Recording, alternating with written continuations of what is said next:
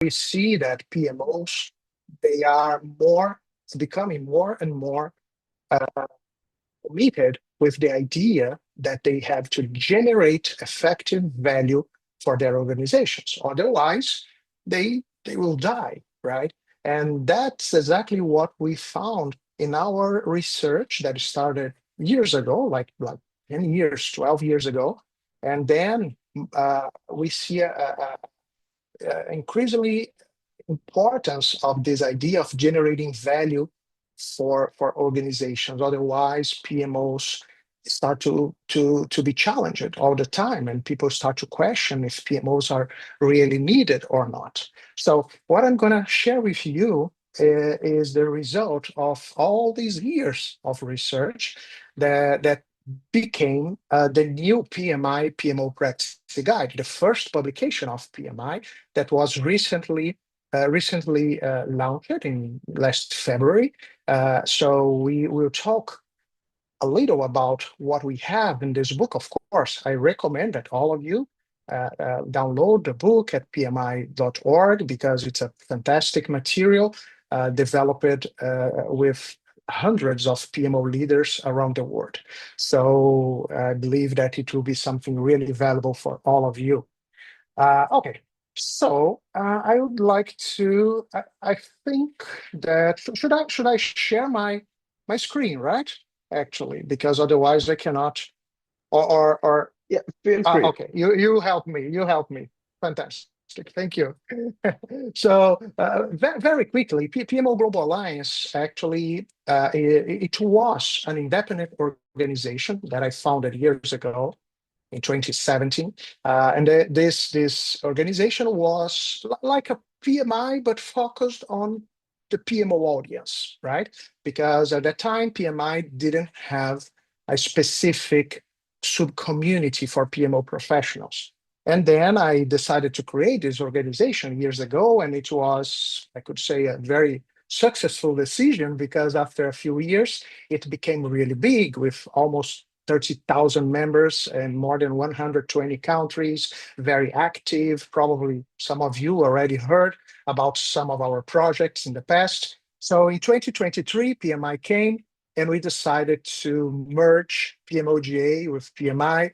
And since then, PMOGA became the PMI's community of PMOs. So actually, PMOGA as an organization no longer exists. PMOGA today is a kind of brand. It's the name of PMI's global community of PMOs, right? So everything that you see today, everything that I'm going to tell you, it's about PMI, right?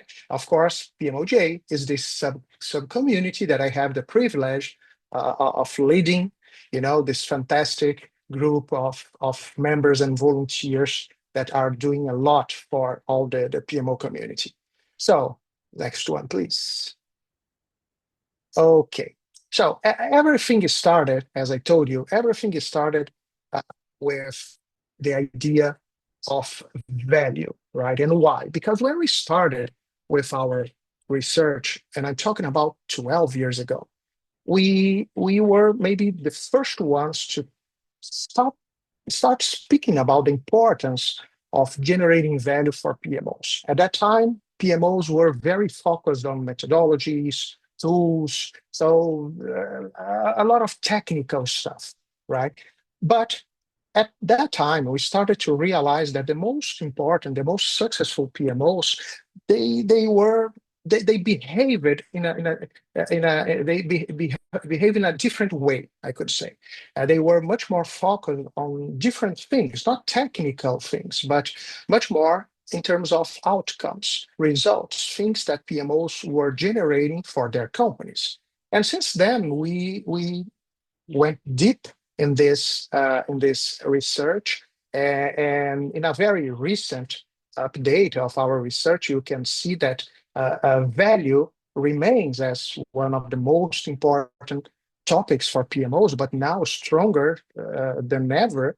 But it's interesting because we've seen in these last years a specific challenge, a specific concern that is about how can we make the value of our PMO recognize it, because if PMOs are not optional, right? Why? We know that there are many companies that still challenge PMOs.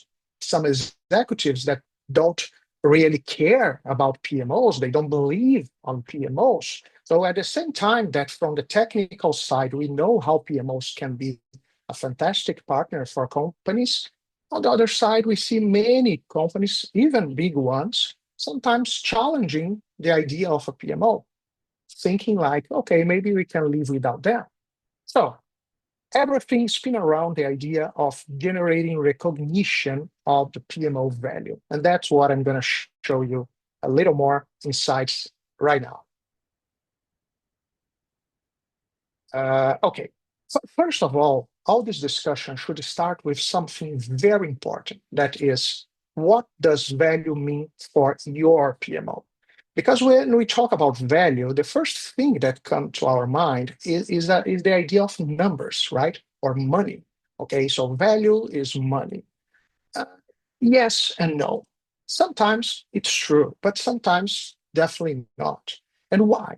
Because value depends on who you are talking with, who you are talking to. Sometimes value can be recognized as money. It's true. So there will be companies that the ROI will be the most important indicator at the end of the day.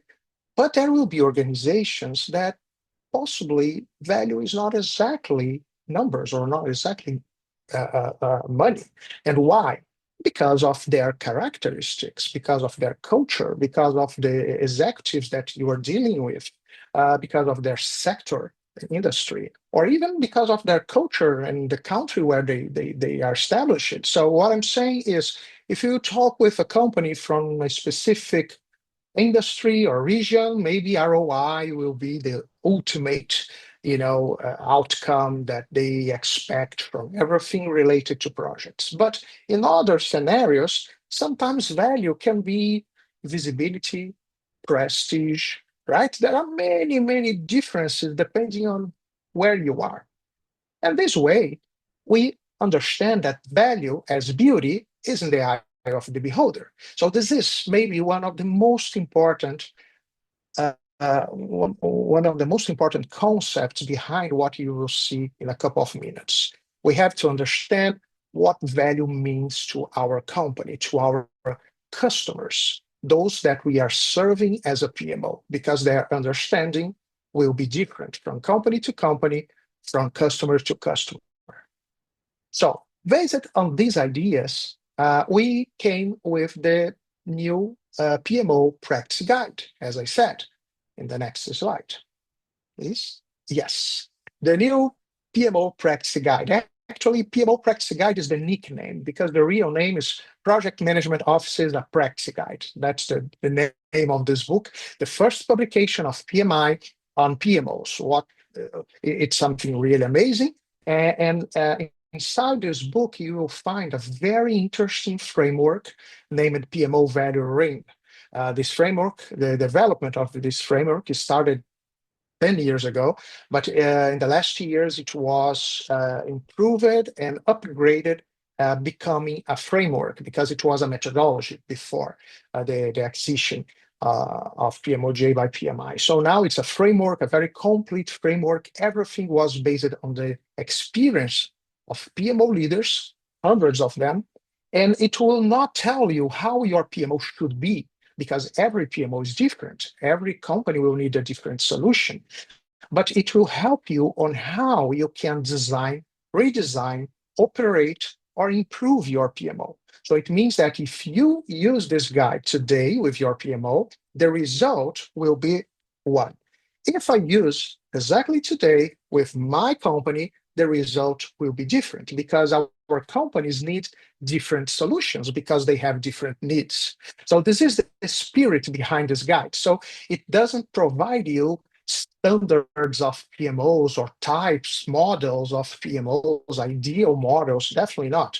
The ideal model for you, for your company, is the one that you will create by yourself. And that's what is behind this guide. We have practices, good practices, that successful PMOs are using around the world.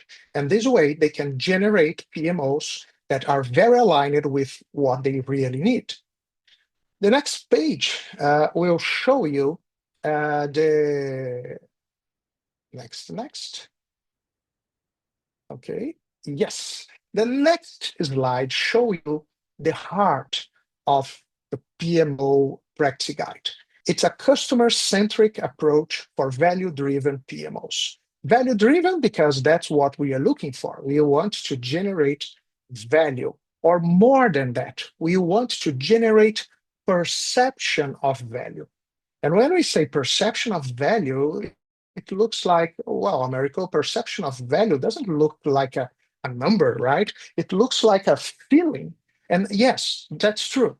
That's exactly what we realized in our research. That is what makes a lot of PMOs successful is the feeling. It's the feeling of your customers that they need you, that you are a great partner. Sometimes they cannot explain exactly why, but they feel that they don't want to leave without you.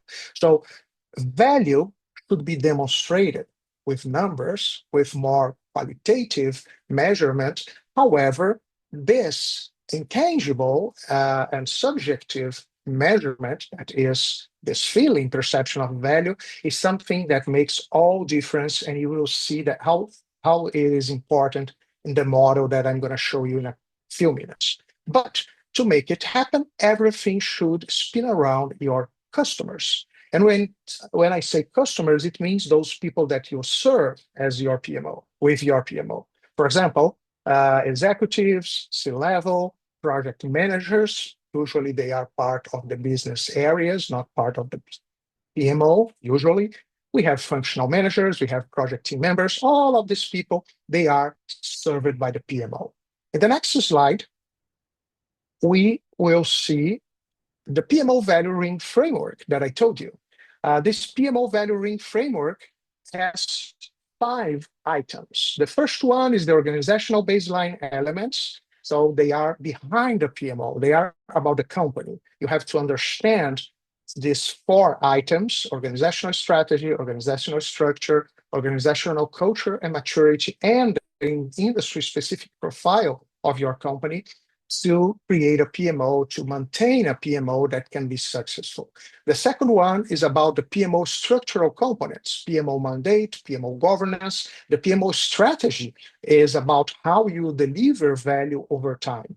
We have the PMO customer experience cycle. You have customers and they will experience the PMO in different ways. We have to plan and to create a strategy for that. And we have the value generating PMO flywheel, 10 steps that will let you ensure that your PMO is aligned with what really matter for the success of your PMO and your customers and your organization. And of course, at the center of everything, we have the PMO customer, because it's a customer-centric PMO.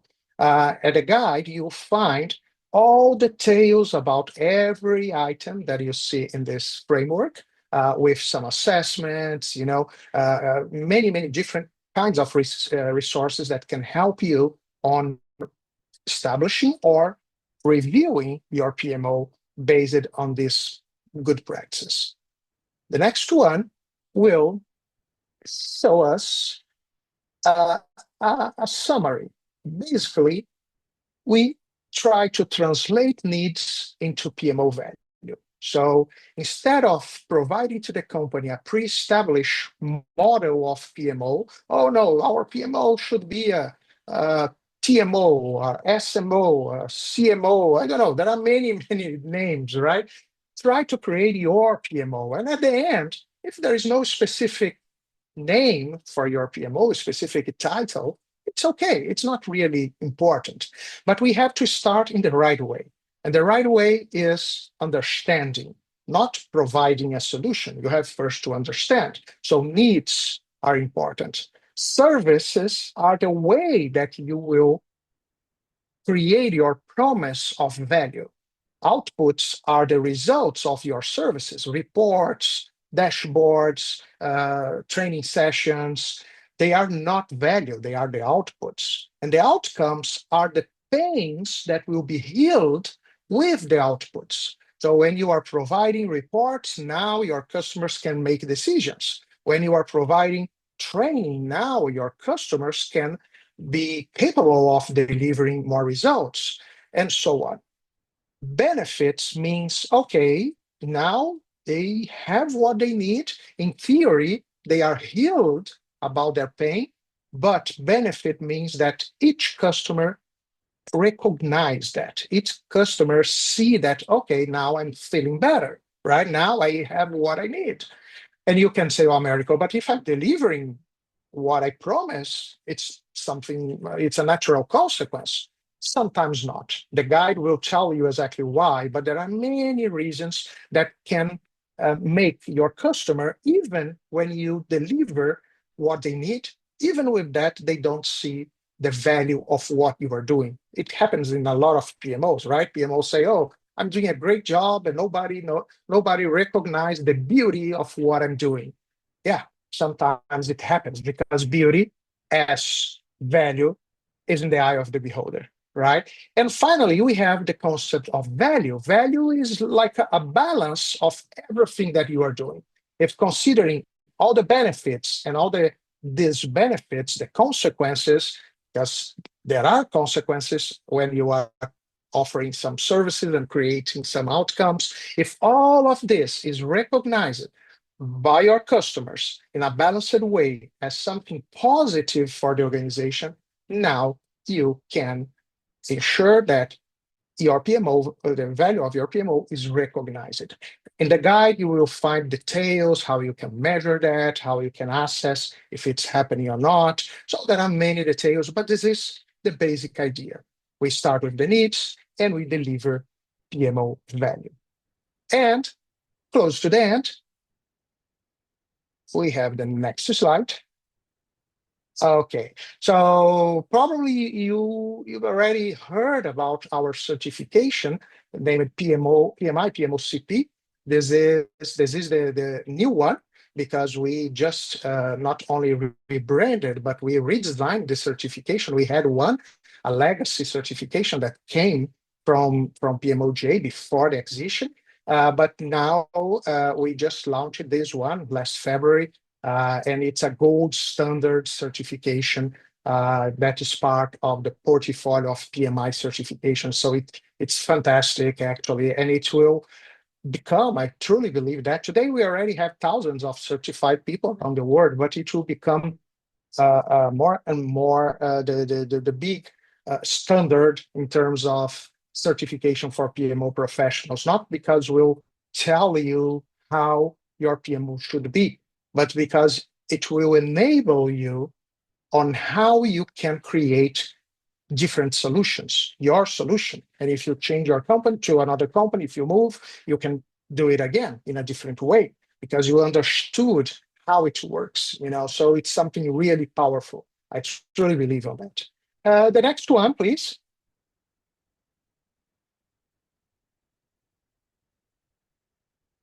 Okay, so the last insight is this one. PMO value is not claimed. It's earned and recognized. And to make it happen, you need to plan. You need to create a strategy, right?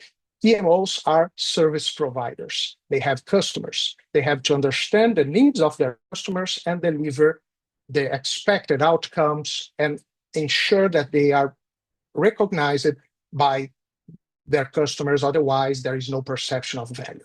So I truly believe that this is the future of PMOs. We see that in the most important PMOs today around the world. Of course, everything is quite new. So it means that there is no PMO that is using all these steps that we have in the guide yet, right? But remember that all these ideas, they came from true PMOs, from real PMOs. And it means that there are so many PMOs that they are doing a great job, maybe not exactly in the way that is in the guide, maybe not covering all the items that we have in the guide, but they are in the right path, right? So this is exactly the idea. and this is what we are doing now, fostering the PMO value ring, the PMO practice guide, and the certification. Of course, everything that was recently created by our community, and I'm sure that the results in the future will arise, and we will be really proud of all this work that was created together, right? So the last one is just an invitation. We have an online community platform where you can find more resources about the guides, and you have our community. We have 10,000 people already connected in this platform, and you find courses, articles. You can create your own articles and share with the community around the world. You will find our hubs. We have regional hubs, PMOGA regional hubs. There is one for South Asia. Kartik, that is with us today, is the leader of the South Asia regional hub, our volunteer doing a fantastic job. And we have a very strong group of people working with us. And this way, we have the opportunity of fostering the PMO community in the region locally, and we can learn and grow together. Thank you very much for your attention, and I wish you success in your PMOs. Thank you so much, Americo. I can't agree more with what you said. You said it very beautifully that the job of PMO is not be stringent to something. It rather drives the value. And as you say, someone can be beautiful in my eyes, may not be in your eyes, right?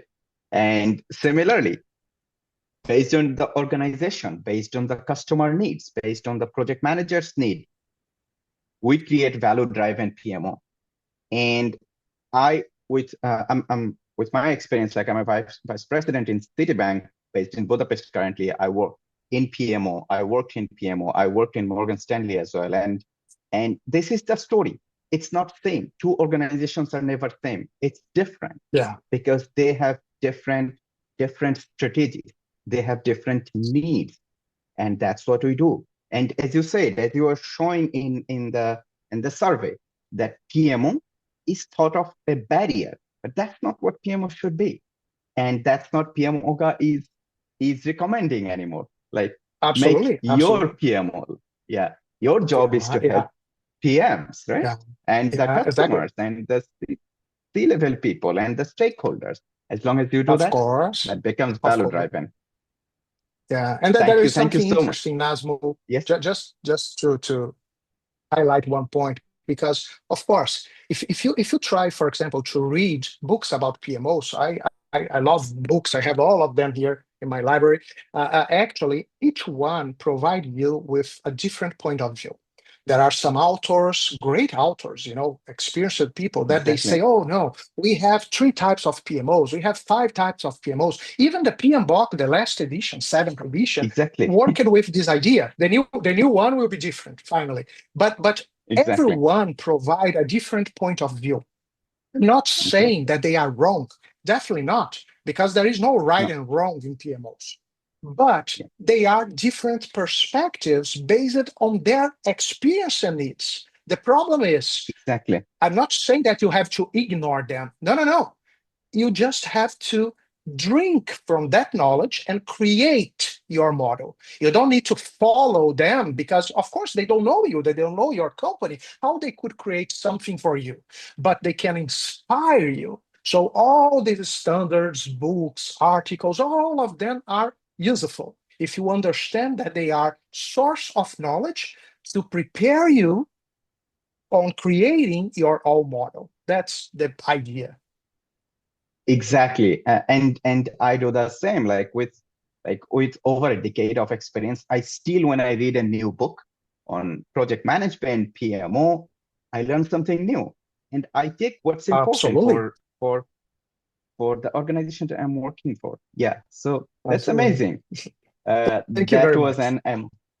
That was an amazing speech. Thank you so much. We are going to question and answer session for Americo Pinto's speech. So, dear participants, if you have questions, feel free to raise your hand. or unmute yourself, ask the question. If you are shy, you can put your question in the in chat. I can read it out for you. Go ahead.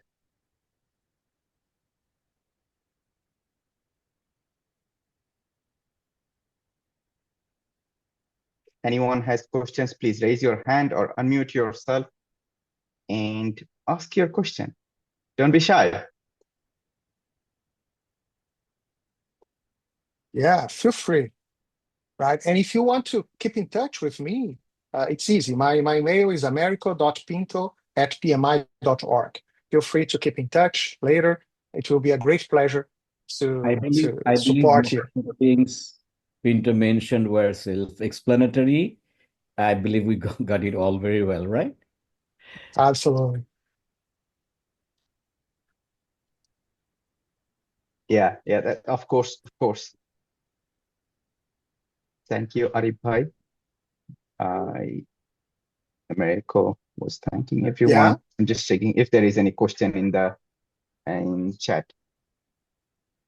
There's Krishna asked about the PMO practice guide. How can we download it? Actually, it's available on pmi.org for free for every PMI member, right? Yeah, so actually, if you want to download it, you need to be a member. You cannot buy it only. Actually, if you want to download it, if you are not a member, you should become a member and then PMI member, and then you can download the guide. and the link will be shared at the end, I think, in any case, Americo. So Yeah. Can you put the back certificate for the certificate? I'm sorry. Was that a question? I couldn't hear well.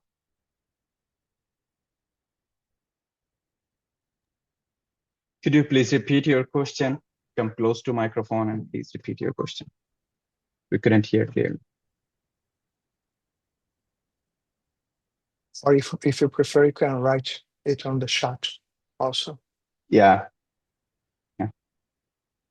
I think it was about certification. Actually, certification, you should apply for the certification exactly like what you do for PMP and other certifications. Go to PMI website, you will find PMI, PMOCP, you will apply, you should be eligible, and then you will schedule your exam, and you can study based on a certification course, a prep course that is available as e-learning on pmi.org.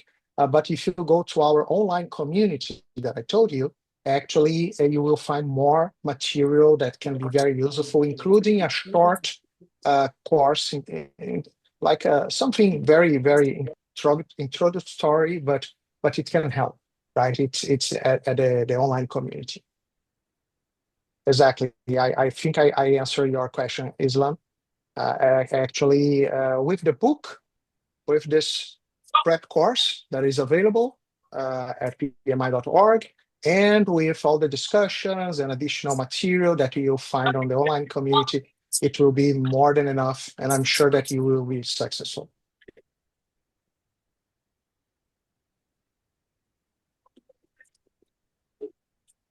Thank you. Thank you, everyone.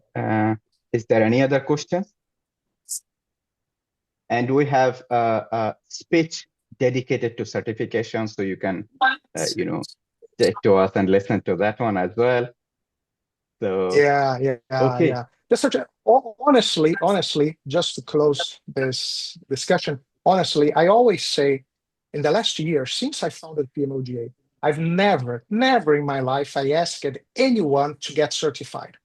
It was a natural consequence, because if you spend some time reading the guide, understanding how it works, participating in this movement, because actually we are now working on the second edition to be launched in the beginning of next year. You can be part of it independently of your level of experience, because sometimes we need experienced people, but sometimes we need people with not a lot of experience, because we have to talk with these people too. We have to understand how they see, all of these ideas. So there is space for everyone. But when you do that, when you engage, when you study all this material, I'm sure that you'll see that and say, hey, I want to be part of it. And then the certification will become something, a natural consequence, you know? So that's what I really suggest to you. Before anything, read the book, ask your questions on the online community platform. You know, you can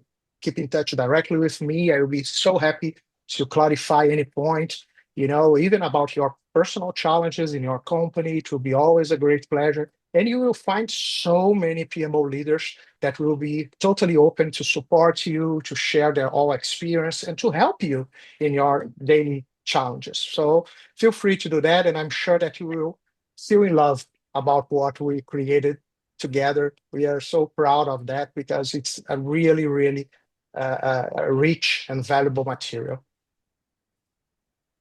You are very kind, Americo. Thank you. And Thank you. while I was just taking a look in the chat, and we can already see an output of your speech, Americo. Sanjit Teri is saying that I'm going to help PMO of one of the MNC in India to establish progress monitoring, and this time I will use insight from PMOGA. You see? Absolutely, absolutely, yeah. That's amazing. And there will be more. Yeah, very soon we will start to share on the online community platform the extensions for the guide.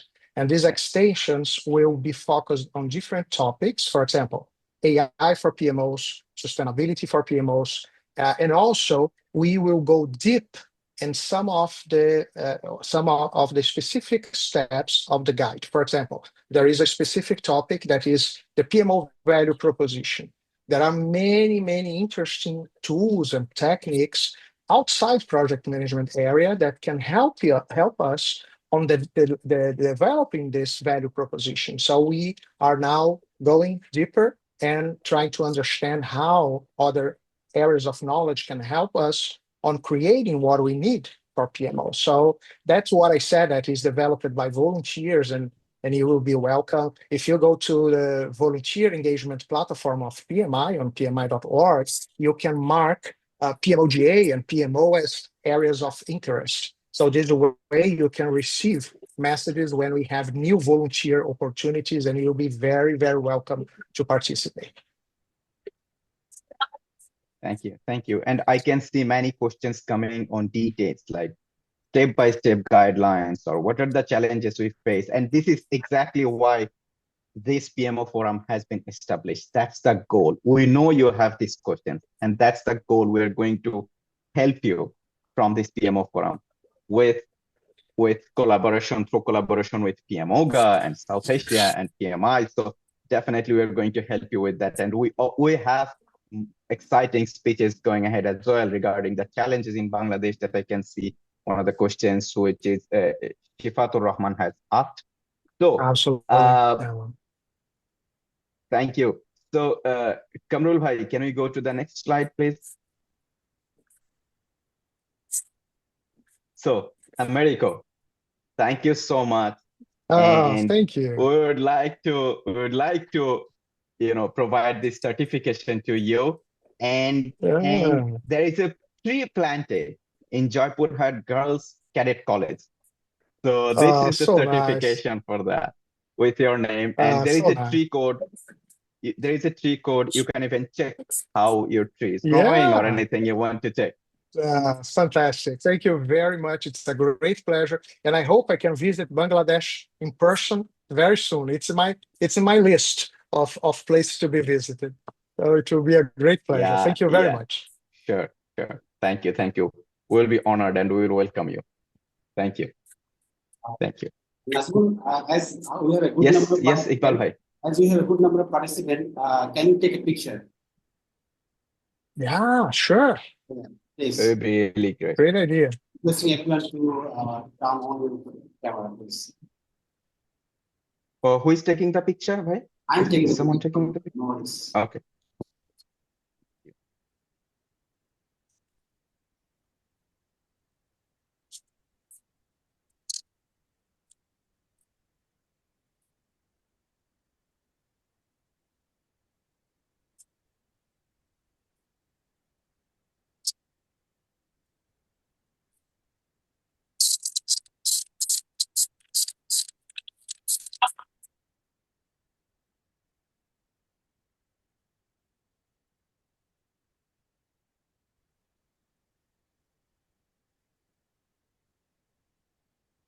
Okay, thank you very much.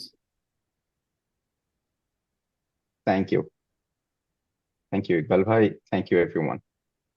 So, Kamrul Bhai, can we go back to the screen sharing, please?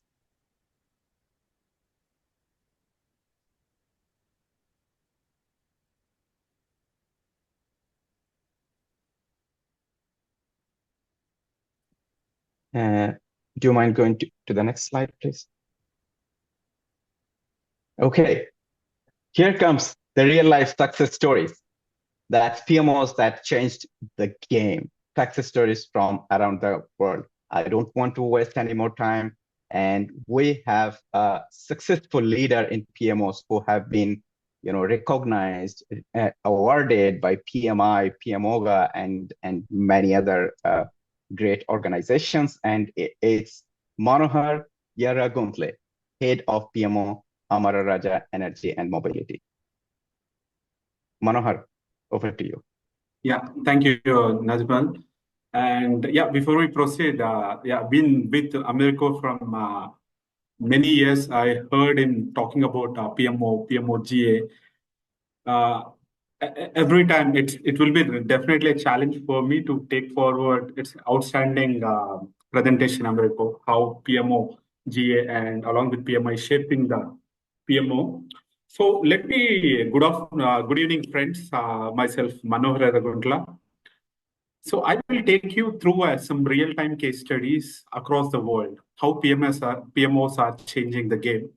And I will take you through my personal success story where I worked at Amara Raja Energy, where we recently set up a PMO 3 years ago. What is the transformation? So let us see some statistics. 10 PMOs launched today. Out of, sorry, I think, oops, sorry. Wait.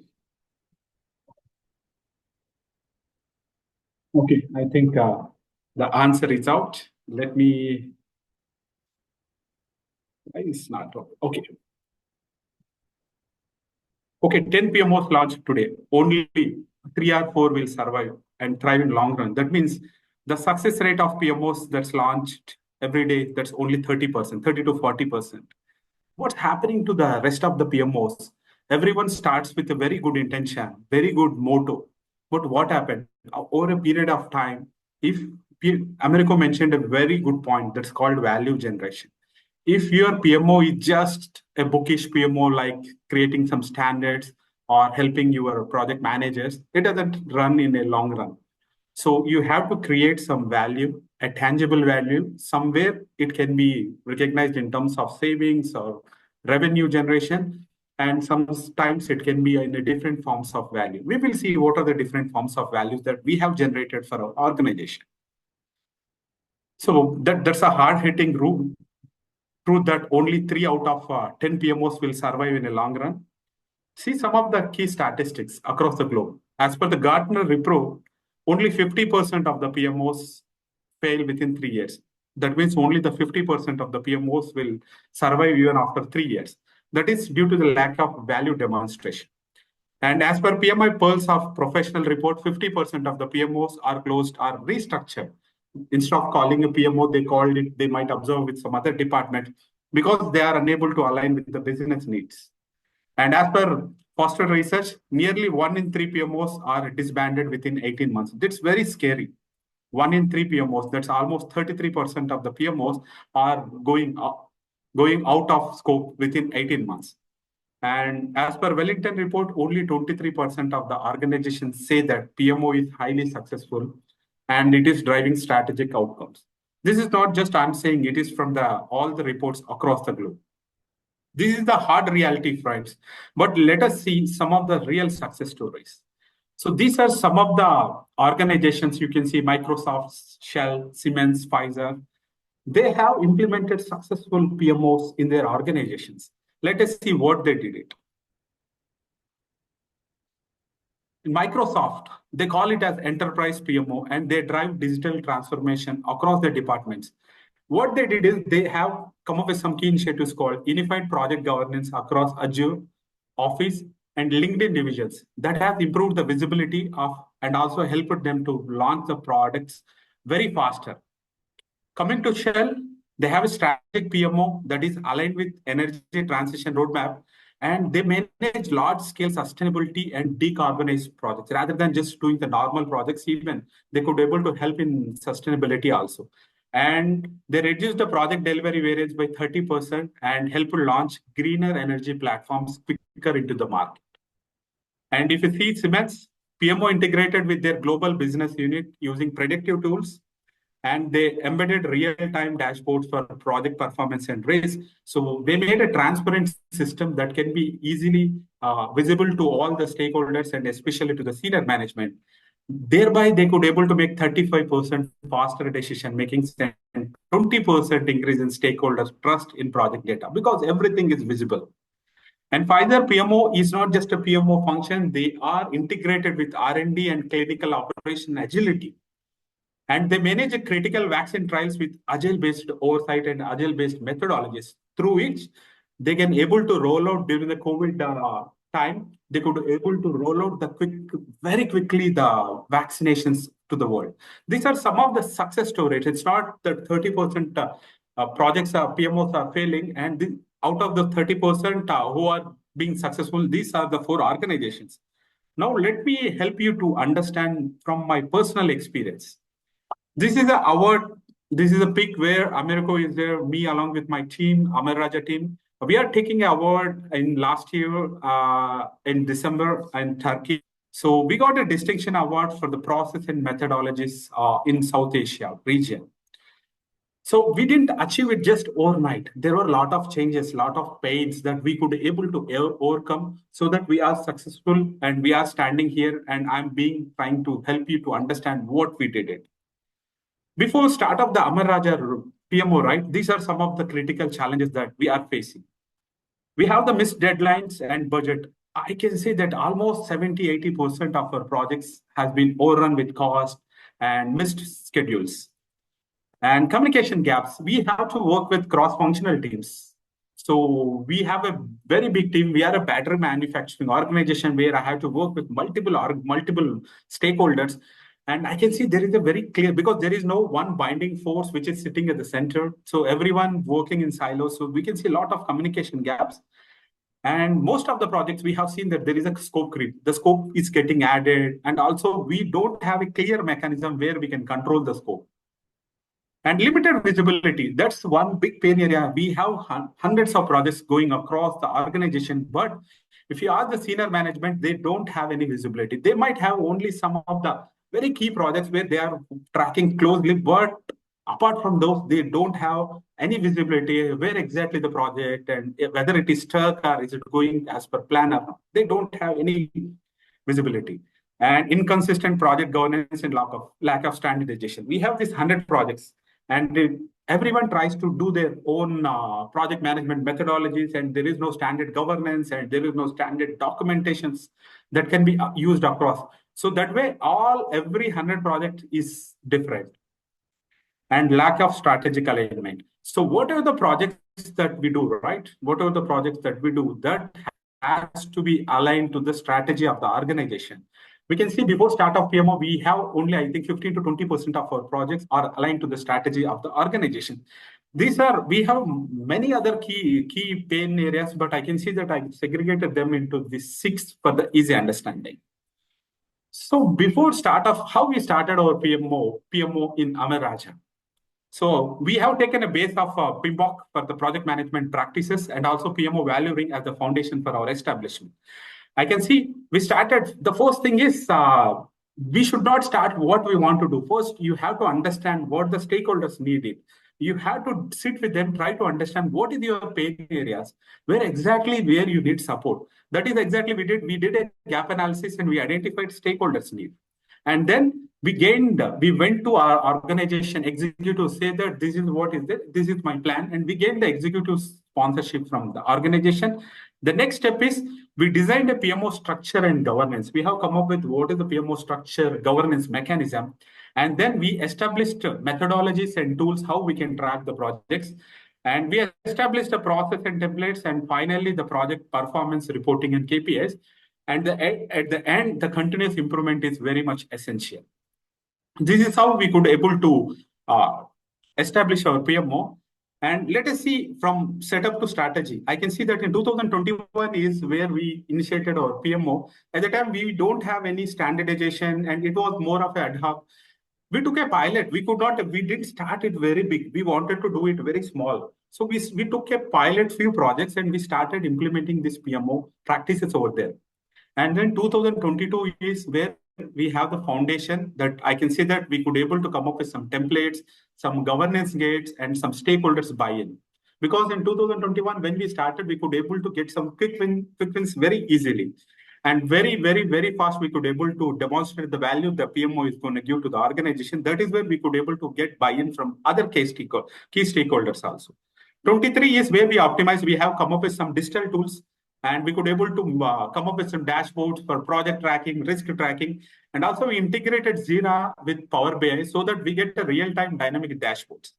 And 24, we started using GenAI for project management, and also we could able to come up with some new innovative project management practices or innovative techniques like the project management compass or critical chain project management for inventory management projects.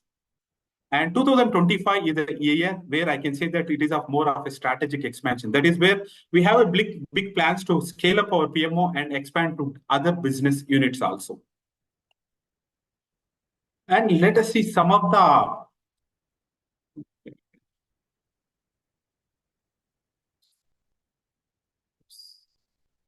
innovation that changed the game for Amaraja. We have come up with at least 12 to 13 innovation in Amaraja, but in the interest of time, I could able to tell only few. Benefit realization tracker, whatever the project that PMO has executed, right? We could able to track it in this benefit realization tracker. So every project is linked to strategic objective of the organization.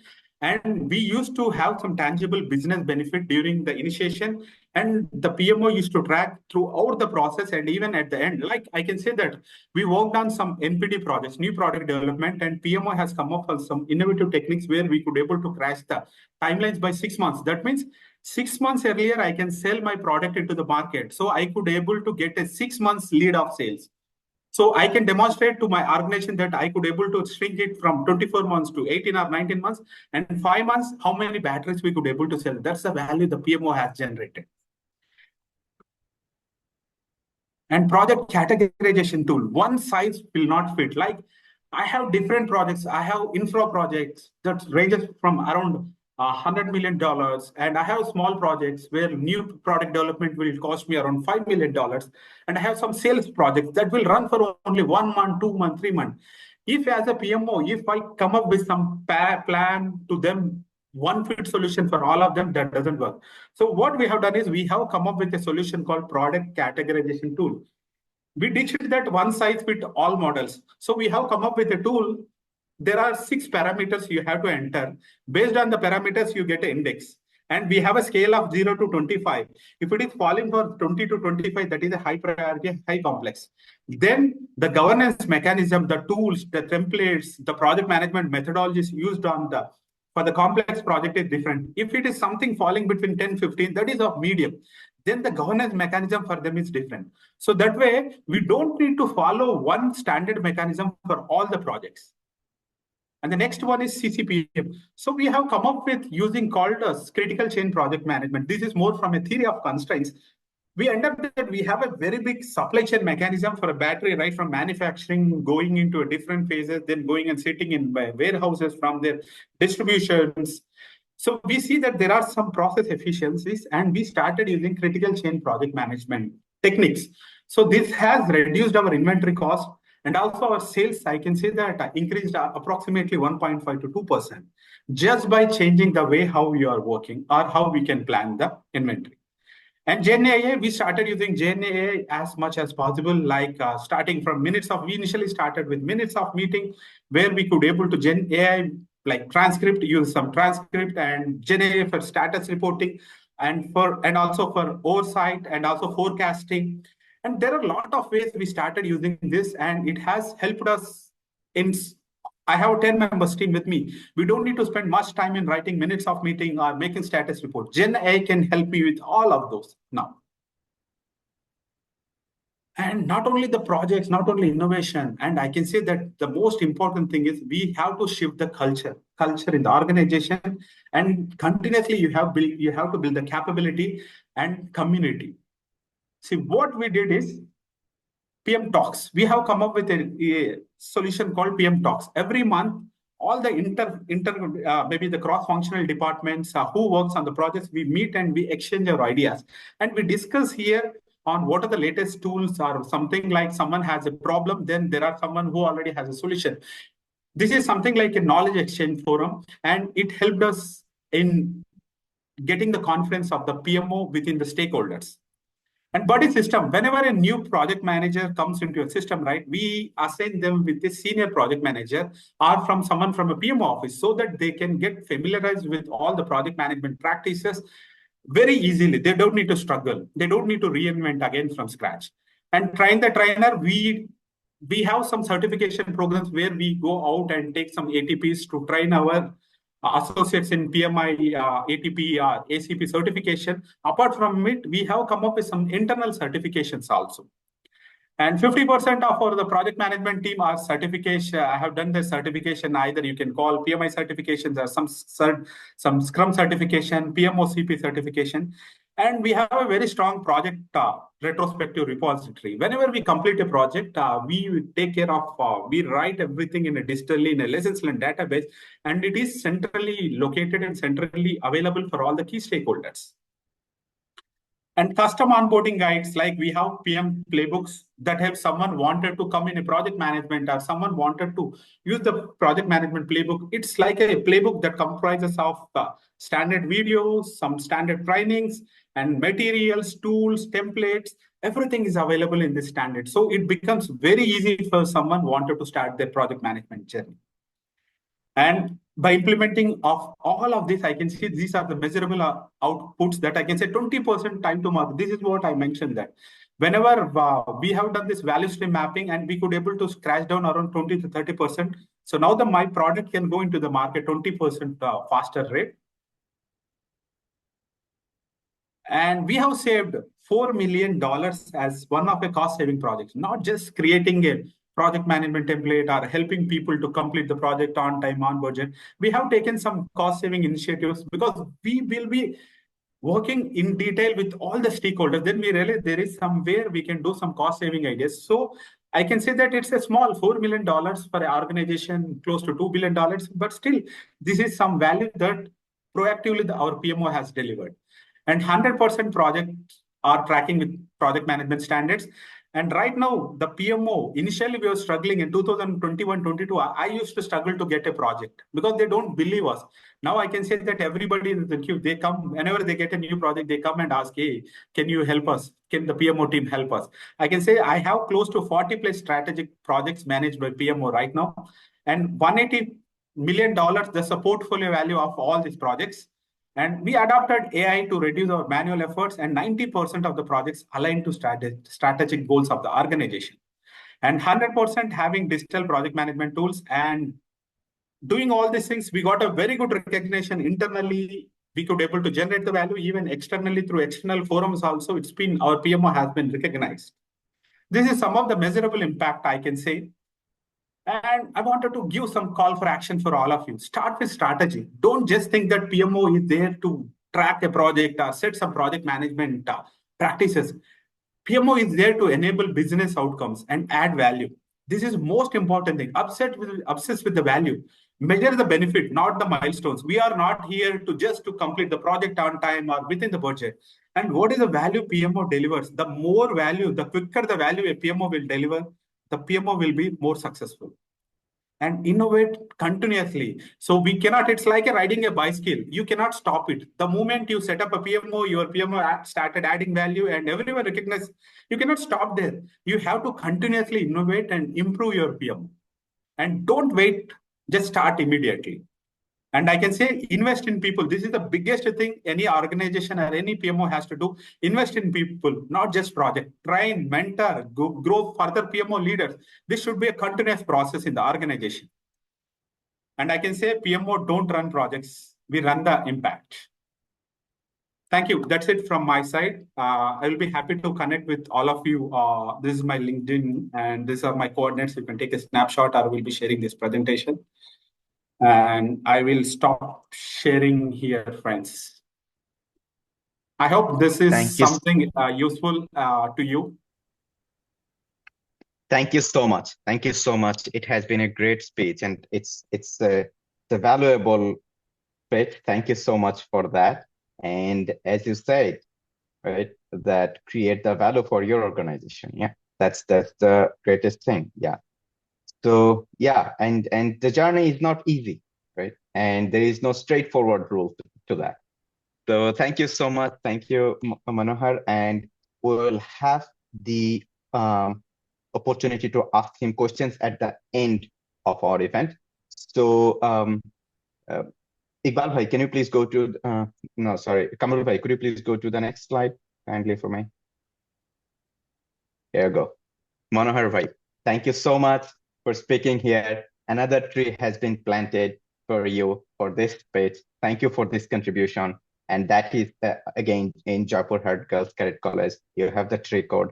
You can follow up how your tree is growing up. Thank you so much. Absolutely.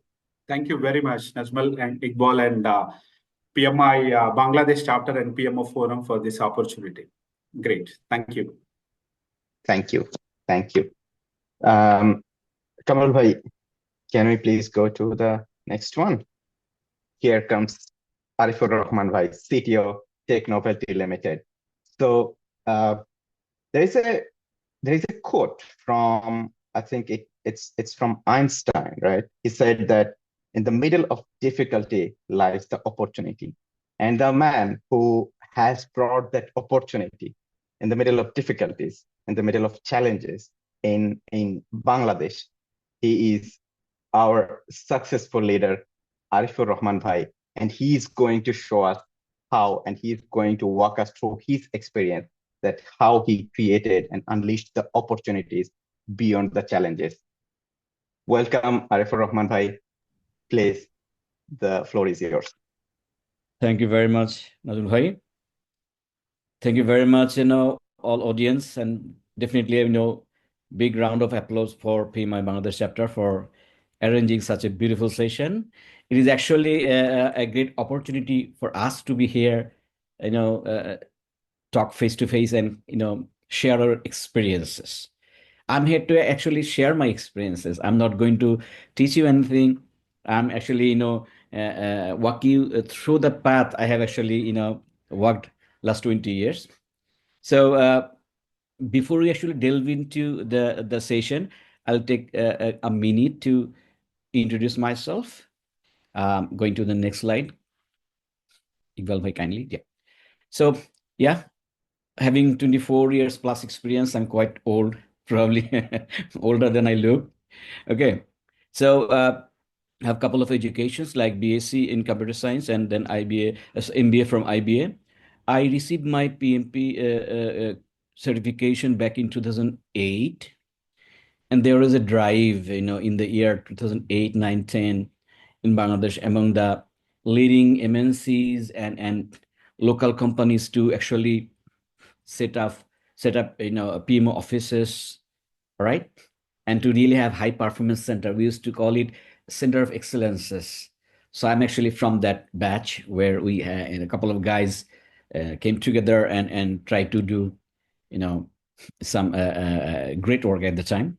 So started my career with Robbie, then to Grameenphone, Accenture, IdeaScale, and then Innovis is a local IT firm. Then I believe most of you actually know GenX.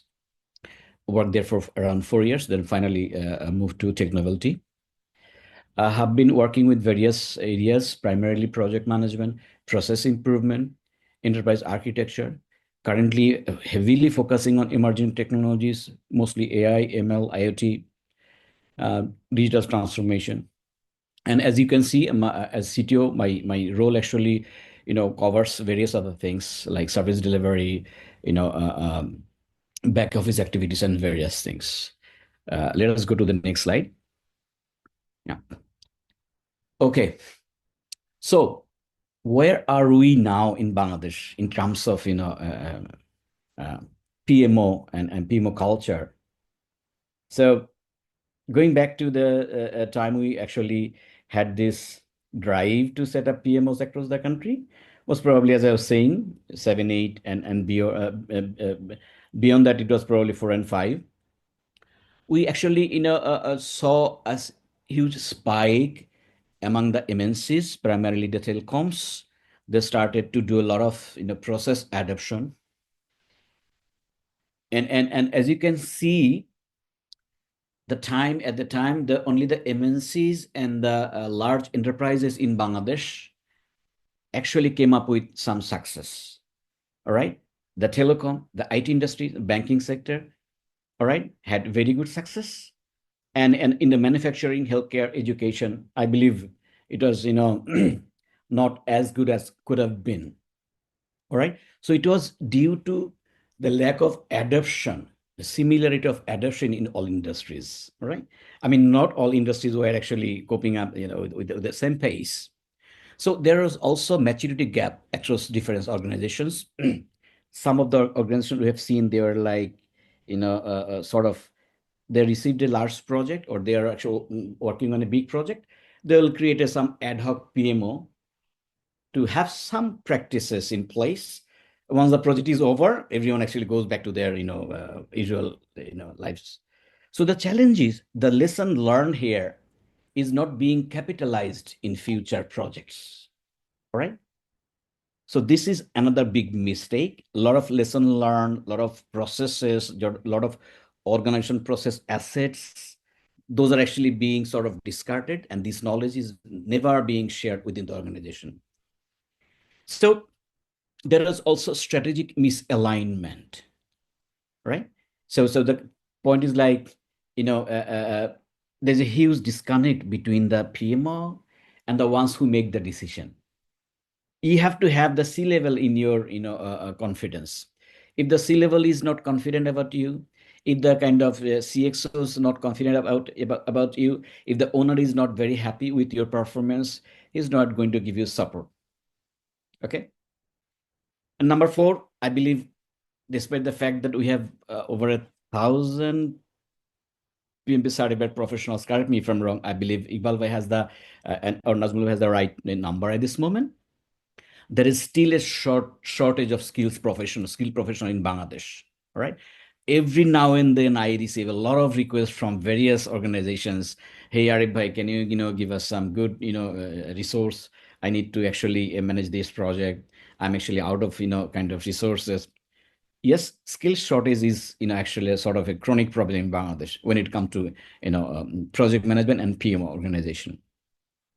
So, 5th is organization learning aversion. Learning aversion is the biggest thing I believe most of the people fail to notice.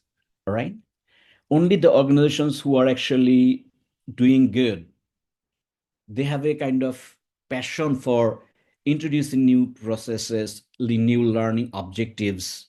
But most of the organizations, they are not trying to reskill them. They're not trying to learn new things.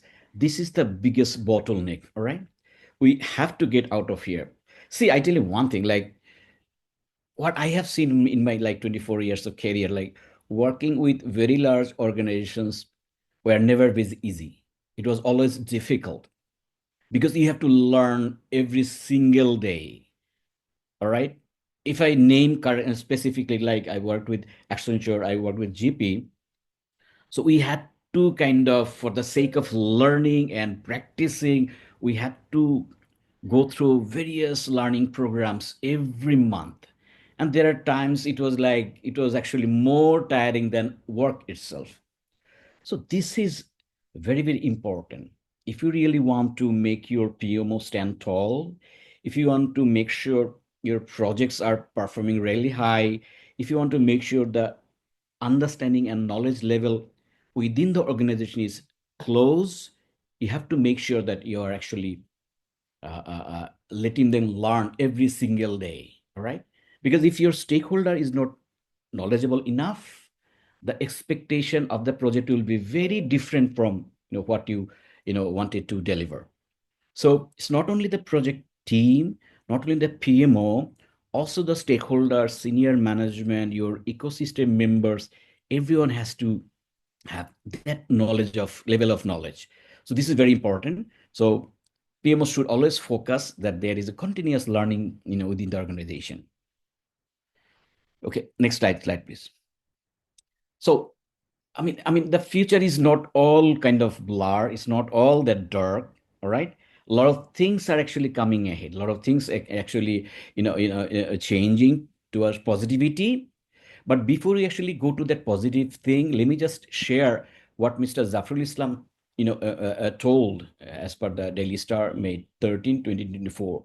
More than 70% of all public projects in Bangladesh are not completed on time due to poor management and implementation. This is really frustrating, and I believe some of you will agree. In reality, the situation can be worse. This is frustrating, right? So let this frustrating scenario not engulf the enterprise environment or corporate environment. So I see a lot of organizations, they are doing really good.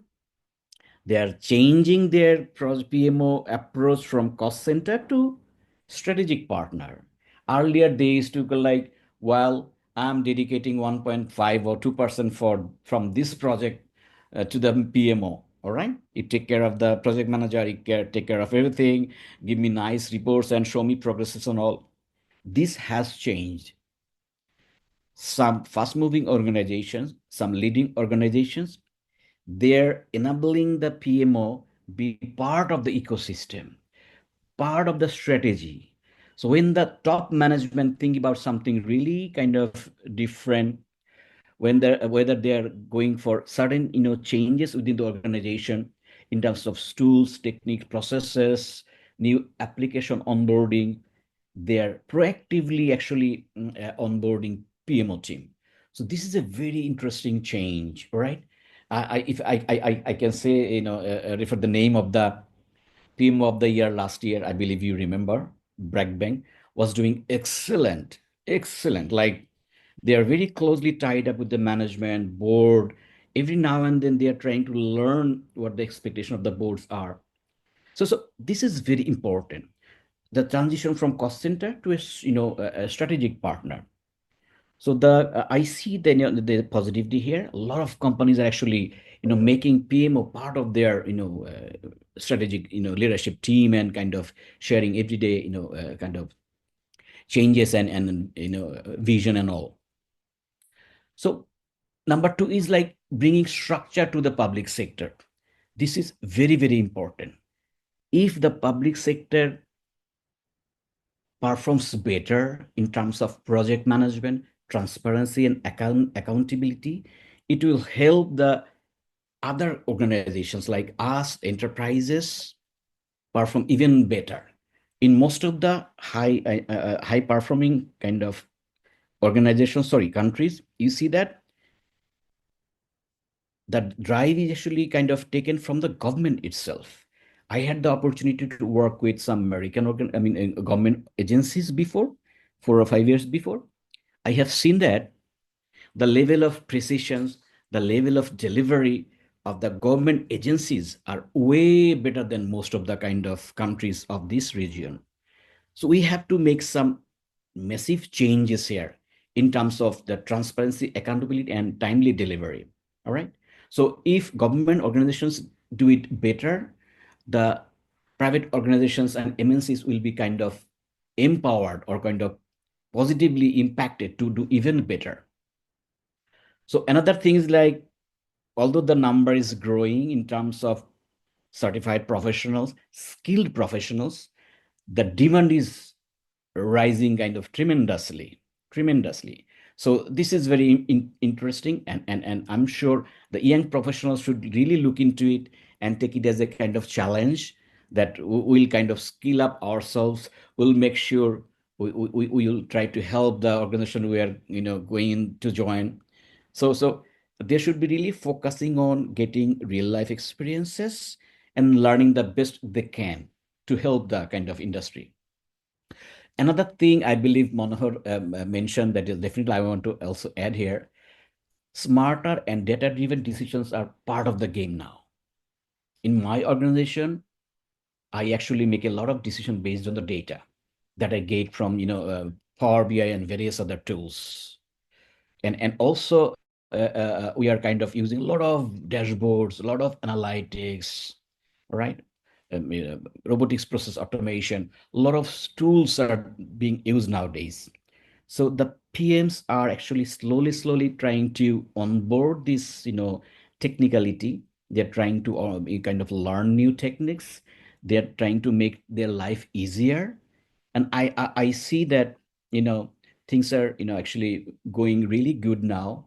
So the project managers actually now should focus that they know at least the reporting tools, at least the kind of agile and scrum tools like utrack and jira and various other tools, the dashboard, they are kind of oriented with kind of AI, so that they can advance in their career. At the same time, they can help their organization and leadership get the real kind of information they are looking for. So yeah, and finally the fifth point, just 1 second, if you please. Finally, the fifth point, setting standards across industries. This is a biggest challenge. I see some of the standards are being set within small groups. For example, development organizations and IT organizations. But as a whole, in Bangladesh, there is no specific guideline where actually, kind of we have an opportunity for consultants and PMO experts to come to us and sit and guide us how we can actually standardize PMOs. So this is something we should take a note. Thank you. Next slide, please. Yeah. So what are the key challenges I faced, and what are the key challenges persist in establishing PMOs in Bangladesh? As I was saying before, lack of executive buying, very important. Why buying is not there? Buying is not there because the PMO leads or the project managers, most of the time, they do not have the authority. They cannot explain the requirement of the output to the management. As a result, I mean, the C-level is not very happy or not convinced with what you are actually trying to sell. All right. So here, as I was saying, like, you must align the PMO goals with organizational objectives and secure executive sponsorship. Companies where the sponsorship is there, when the board or the C-level management is very much aligned with the PMO, they are becoming very successful. Limited organizational maturity. I mean, many organizations in Bangladesh, they actually start with minimal focus. They have very low process maturity, very kind of poor governance, and it remains there for quite a long time because they are most focused on quarter-wise revenue or profit. They don't really look forward to a longer-term sustainability goal. So the sustainability goal should be there for everybody. All right. This standardization, this improvement of processes, these are very important for the organization. Probably not for a short term, but for a long term. All right. So this is something we actually kind of need to make the board aware. Shortage of skilled resources, as I was saying, we should always invest. Companies should invest in people. For a long time, I don't really see much of investment in terms of skill augmentation, right? So this should be a part of the game every day. Company is not only a social responsibility, it is for their own good. The fear comes from, like, if I really train some resources with so many skills, they'll be moving out of the organization. See, even if they're moving out, your learning mechanism, your onboarding and kind of skill building mechanism will attract new resources, new talents. This is exactly why, despite leaving a lot of resources, the telcos, BAT, and other successful organizations, they are never in short of skill resources, right? Because they have a strong skill building kind of culture. So number 5 is very important. Sorry, number 4, cultural resistance. We have resistance to actually kind of change, and we have resistance to kind of transparency. This has to be kind of pushed down from the top, right? Only then it can be kind of implemented, because a quantitative project management is very important that you actually open up yourself what you have done so far, all right, until till the last reporting period. This is where the most of the fear comes, right, from. So we have to foster a transparency culture where the project members, stakeholders, financial responsible, everyone actually, show everything they have done so far. All right, there is no kind of hidden agenda. This is very important. This will take some time, but I see that there is a change. Companies, they're actually, making this transparency and kind of processes more open. I'm sure this is going to help many organizations grow better than before. So last but not the least, mindset problem. Companies getting really big, but the mindset is still small. They still treat them as a kind of small organization. I believe you're familiar with this very well. Like, I have seen some very large organizations like 10, 20, 10, 20 billion dollar organization in Bangladesh, but the final approval is only given from the chairman or MD. All right. Everything goes to him. I have seen people, waiting for days and days because what? My MD is outside. I don't have any other person to take the decision on behalf of him. This is a very old mindset. This is the biggest problem in this part of the world, especially in Bangladesh. All right, the first level owners of very large enterprises or organizations, they are not letting the organization go. I mean, in terms of authority and all right. So this has to be changed. Without this being changed, it didn't really kind of let the organization mature. And if the organization doesn't mature, it don't really kind of using the best talent within the organization. You are responsible yourself for all the success or failure of your organization. So this has to be changed. And the second generation leadership, I see there is a positivity in here. I believe many of you have noticed the second generation leadership especially in RMG, they are already onboarded and they are taking a lot of structured decisions here. Okay. Future potential of PMO in Bangladesh. Digital transformation, definitely number one. All right. So now a lot of companies are actually kind of being aware of digital transformation. They are taking care of AI, automation, analytics, cybersecurity. So the PMOs who are very serious about it, taking care of these items, platforms and cloud computing, cybersecurity, these items very seriously, will be successful. Without this in mind, the old school project management, old school PMO kind of culture will not be very, very successful. I believe, most of the speakers who spoke before me will be kind of, will agree on this very well, because you have to kind of adapt yourself to latest technologies, latest ways of work. PMO is not about a kind of, it's not a Bible. You can always add locality, current challenges, high-tech kind of intervention, disruptive technology practices, everything to your best practice, so that your organization, end of the day, becomes the one who is getting benefit. So without digital transformation, PMOs are going to find it difficult to succeed. So what is strategic PMOs will be very important going forward, as I was saying in the earlier slides. Strategic PMOs will be like the ones who are aligned with the corporate strategy and work kind of hand in hand, right? Isolated processes and guidelines only PMO will no longer be successful. This is very important. So number 3 is like public sector national development programs. Yes, this has to be taken care of. There's a huge kind of gap in there. But as I was saying, the more the gap, the more opportunity to grow, right? So I see, government doing a lot of spending going forward. I really hope they will encourage organizations as well as government agencies to augment and improve their PMOs so that the culture is established within the organization, within the kind of country. Number 4 is like yeah. I'm so sorry. It is so amazing. I'm into it.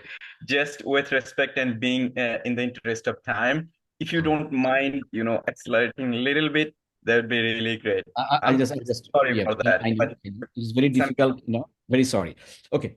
Sorry. Number 4 is education, talent, and certification. This is very, very important. Without continuous education, as I was saying in the last slide also, continuous education and augmenting your skill set, PMOs will never be successful. So for PMOs to be successful, all the stakeholders within the PMO has to make sure you are learning, you're letting everyone learn every single day. So number 5, yes, not going much in detail, analytics and data. It's also very, very important. Going forward, PMO has to work on, KPI, all right? Metrics and KPIs. It has to be like old school PMO management is no longer there. So my experience in spearheading PMO, I'll spend a couple of just 2 minutes in here. Started my career with Robi, had managed a couple of projects there. My actually career growth happened in Grameenphone because this is the telenor organization where the proper project management practices actually took place. Then it augmented in Accenture. Accenture is being one of the largest organizations in the world, has a very kind of complex, project management practices just to ensure that, projects are successful and the stakeholders are rightly aligned. IdeaScale is a software company based out of USA. There, I had the opportunity to work with completely software project management, Kanban, Scrumban, various other frameworks we also used to use. Then Innovate, it was a very kind of a difficult organization to in terms of project management because we had the software projects as well as some hardware project and infra projects, multi kind of type of project. But yes, it was actually very successful at the end. Genex, one of the largest organizations in Bangladesh, I was the in charge of technology as well as PMO. I coached teams and ensured the learning actually spreads within the organization. It is definitely a success story because Genex at my time was one of the high performing in terms of software and technology project management. The success rate was over 90%, which is very rare in Bangladeshi IT industry. Currently, actually leading the technology as CTO in Technovelty. I have already started building the PMO from scratch. Let us see how far we can go. But I believe it will be an excellent opportunity. Yeah. So as I was like, I believe this is a closing slide. I'll take a very short time here. Early adoption of PMO best practices started with MNCs in Bangladesh. All right, telecommunication becoming the top tier, sector. PMO seen as a bureaucratic overhead in many organizations. The organizations who considered PMO as a bureaucratic organization are actually lagging behind in terms of realizing the benefit of PMO. Lack of strategic alignment jeopardizing PMO objectives. Definitely, PMO working as a closed box, not doing very good. Probably most of the PMOs are already closed themselves. Reporting and decision support system helps, yes. If you can provide the right data, right information to your C-suite management, if you can convince that they are getting what they're looking for, they will support you no matter what. So tools and process fragmentation, this is very, very important. As PMO, leads, you should always look for, consolidating ways of presenting data in terms of tools, templates, guideline, processes. If one organization has 10 type of different processes, you are going to find it difficult to get the top level management kind of, approval. Executive sponsorship, as I was saying, the same thing. It's very, very important that your reports, your monthly reviews are going to the top, reaching the kind of board, going to the MDs and C-suite. They will always support you. Cultural and organizational inertia. This was there, around 20 years ago. Things are very much positive now. I believe, a lot of organizations, they are trying to now understand the need for a very standard PMO, structured process organization. So I believe things are very positive from before. I really want to look forward that this is actually doing good over, next couple of years. So next slide. Yeah. Thank you very much. Thank you so much, Arif Bhai. You tried to put your 2 decades of experience in 20 minutes. I know it's very difficult. I really enjoyed your speech. Thank you so much. It's full of values and, very insights. Thank you so much. I wanted to summarize, but I don't have time. So I will go faster. We will speak separately, inshallah. So can we please go to the next slide, Kamral Bhai? Here, Arif Bhai, for you as well, in Jaipurhat Girls Cadet College. Get a tree. Thank you so much for your contribution and also to the environment. Thank you.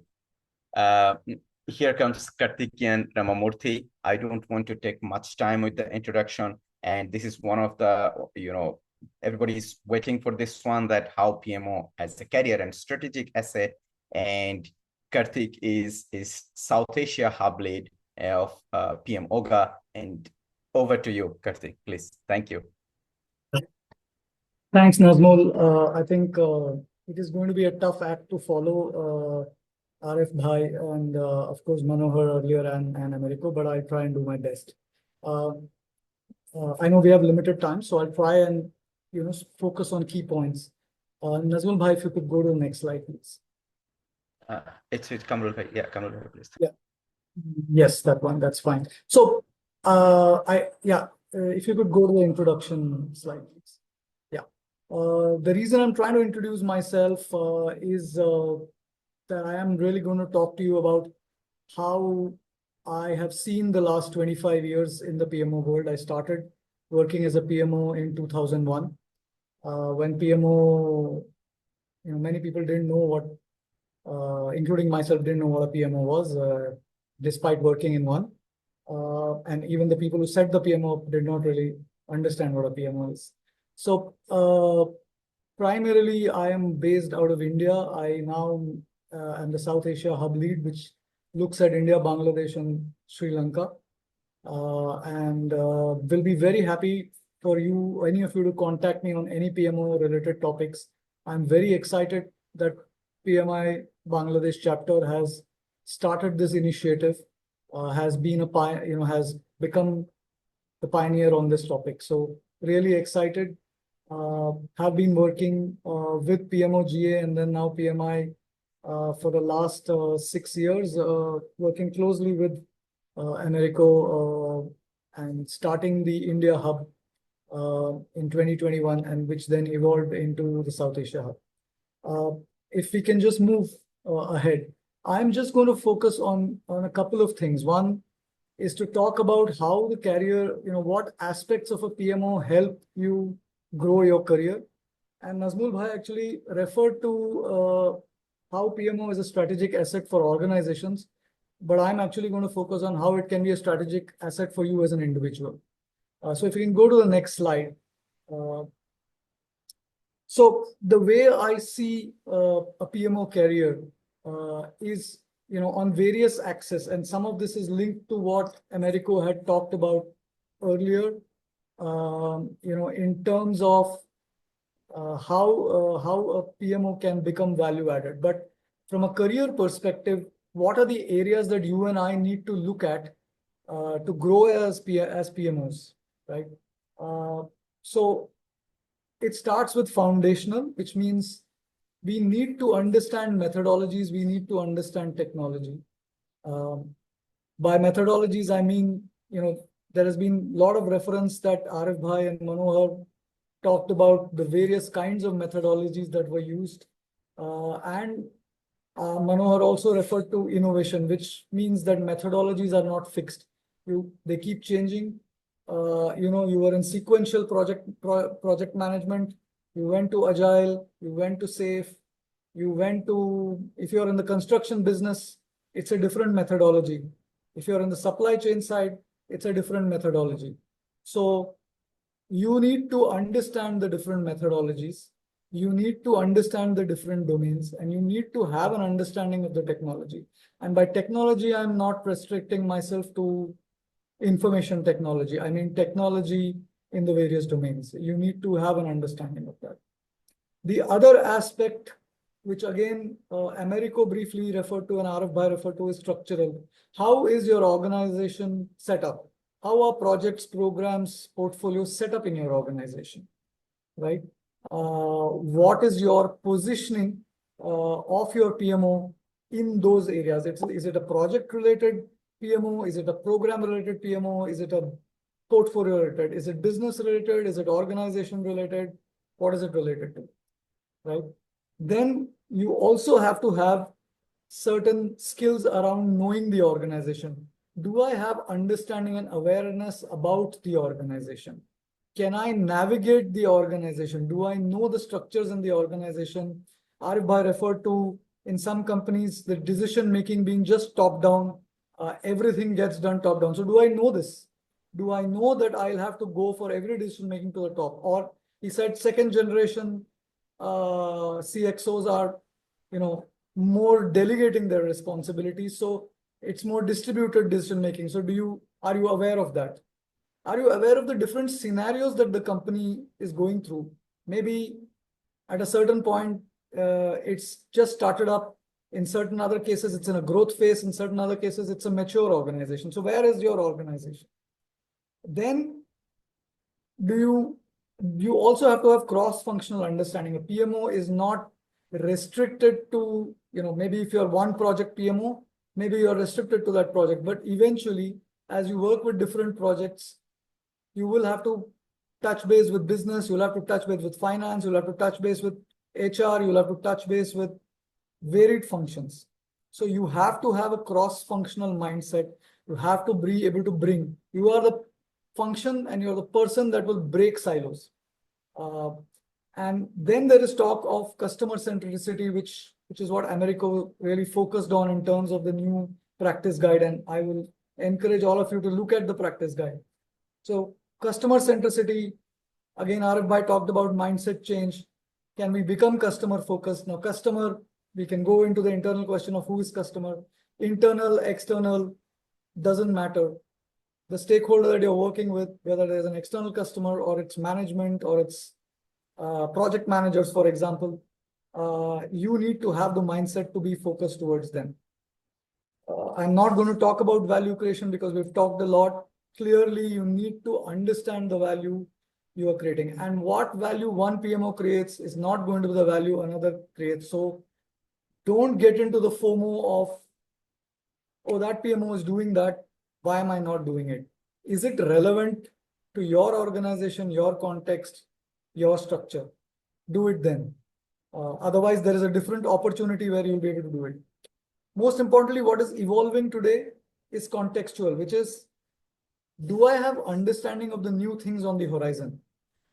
We all go into meetings, we all go into conferences, and there are two topics you definitely hear about. One is sustainability, the other is artificial intelligence. So Manohar was talking about a lot of things that they are doing around Gen AI. Arif Bhai was talking about a lot on the business intelligence side and data and analytics. So create awareness for yourself on those specific new areas, because PMOs are now, what I'm beginning to see, are not generic PMOs. They are PMOs with knowledge in certain areas, and then additionally, bringing their generic PMO skill. So this is kind of a very quick view on what you need to build for your career. There is some soft understanding, there is some hard learning, both of which you need to bring to evolve your career. Nazmul Bhai, if you can go ahead. Yeah, and if you can stop there. So this is a story. Okay, doesn't matter. If you can just click on it again, please. This is a story of 6 of us. 21, maybe 24 years back, we all started from the same PMO. We are today in different organizations. Only one of them is in the original organization. We started with the Tata Group, with Tata Consultancy Services. What I'm trying to say here is, you are not going to be permanently in a PMO role, right? Maybe with the exception of me, out of these 6 people, there's no one really linked to a PMO function at all. you're not going to be permanently in a PMO role. You need to figure out in your organization and in your future organizations, what is the positioning? What, based on what we discussed on the last slide, how do I move forward? So somebody has become a country head for a company. Somebody has gone into risk management and heads that. Some other person has come and become the founder of a technology company, not dissimilar to Arif Bhai there. So these are all different evolutions that we've gone, and we need to be, as PMOs, inspired by that. We need to talk more about it. We need to not be hesitant in the success that we gain. And I encourage in Bangladesh and in South Asia, every PMO leader that has gone on to become something else and is successful to talk about this, because that's important. That gives encouragement and courage to all the other PMOs that are out there. If we can move on to the next slide, please. Back, Nizmi, sorry. Yeah, and then very quickly, this is really learning from my experience, and when I saw Arif Bhai's experience, it looked far more impressive, but I will try and add a few things. Learn and adapt. I think it's key in this role that you have to learn and adapt. I was talking about methodology. I have worked on all these methodologies and more. It is like technology. Don't love one particular technology. Have the ability to learn and adapt. I am not, again, there are varied approaches. Don't worry about the fact that I am sticking to one particular business domain or multiple domains. If you're in multiple domains, leverage that as a strength. If you've been in one domain, leverage that as a strength. I have been in a few, and I think I've been able to bring practices from one to the other, but understood that the context is not the same. If there is a new area that is coming up, completely new, you don't know, it's something that you're starting up.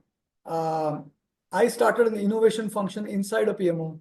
I started a critical customer program inside a PMO. I started a design and communications team inside a PMO. When I started an intellectual property team within a PMO. When each of these started, I had no clue. I was lost. I had to learn.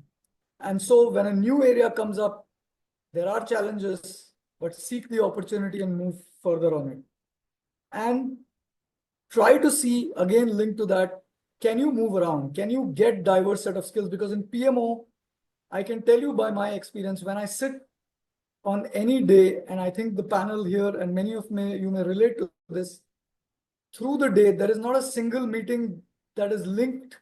There are not two single meetings that are linked to one another. There are such diverse set of topics that you go through a day. You have to have the ability to understand these different functions. So if you get opportunities, either move there or understand them or get that knowledge. And really, this is your journey from being a tactical PMO to a strategic PMO. The organization may still have a tactical PMO in working, but your mindset, as Arif Bhai said, can your mindset still be strategic despite working in a tactical PMO? This is the journey. And build points of view. You as a PMO, manager, leader, PMO, needs to have a point of view on every topic, because your leadership looks for it, your peers look for it, and the people on the ground look for it. Do you have a point of view on sustainability? Do you have a point of view on agility? Do you have a point of view on project management? Do you have a point of view on something else? Right? So build points of view. You are at a unique place where everything amalgamates, and you can take all that input and create a view which is unique. If we can go on to I'm hoping the last slide. So very quickly, I gave a snapshot. We all talk about the challenges with PMO, but I can tell you that in the last 2 to 3 years, this domain is flourishing. There are lots of articles that talk about the death of PMO in various versions. But this is just a quick snapshot that I did. I just Googled. This is the snapshot from let's say a month back, and it has jobs in Bangladesh, in Sri Lanka, in India. Again, it's representative just on the scale of population, I would say, more than anything else. But that exists. So if you put the mindset and the approach together, the jobs would come, the opportunity will come. And specific to Bangladesh, Arif Bhai refer to that. We have some things to do. The opportunity is there. And if we can go on, please. And then South Asia definitely has a lot of excellence. We've had Manohar here has, with Amar Raja has been a winner and I will correct him. It was not South Asia, Manohar. You're a global award winner for methodologies and practices across the world.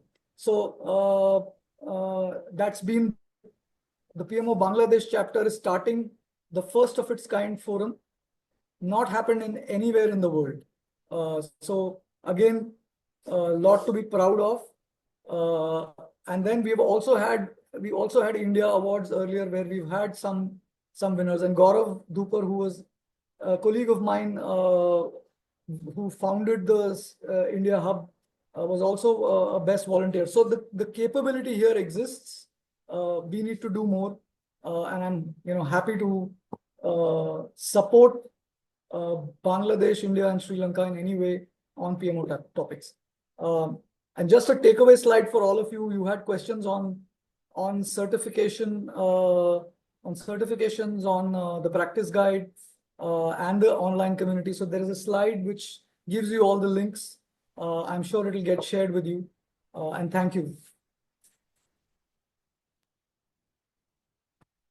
Thank you. Thank you so much, Kartik Bhai. And sorry for the rush. You had to finish the speech within shorter time than we promised. But thank you so much. Thank you once again. It was insightful. It was valuable. Thank you. Kamrul Bhai, do you mind going to the next slide, please?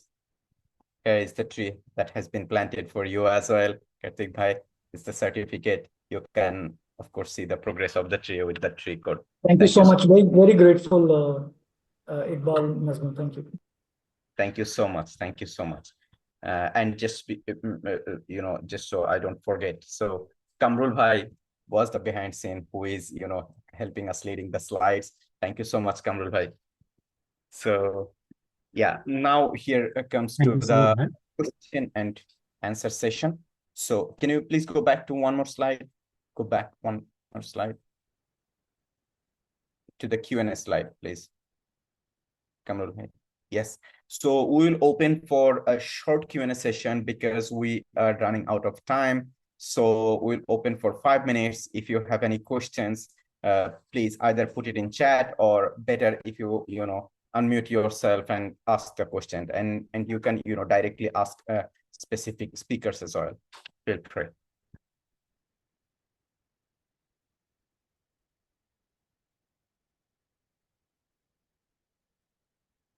Does anybody has any questions?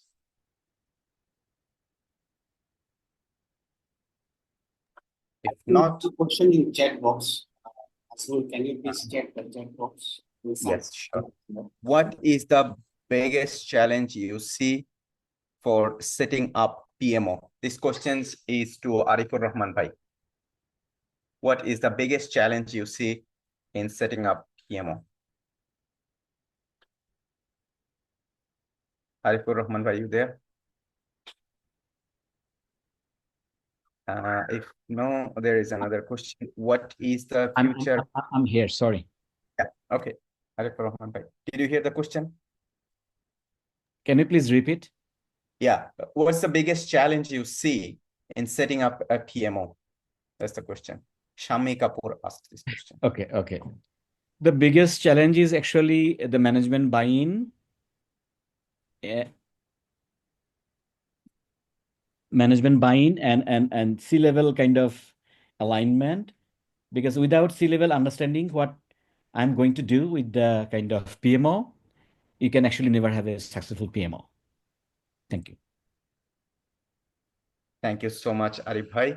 There is a question, what is the future plan regarding the PMO forum? I can give the answer, but Iqbal Bhai would be the better person to respond to this. What's the plan of a PMO forum going forward? Iqbal Bhai. Okay, we already shared our objective. Okay.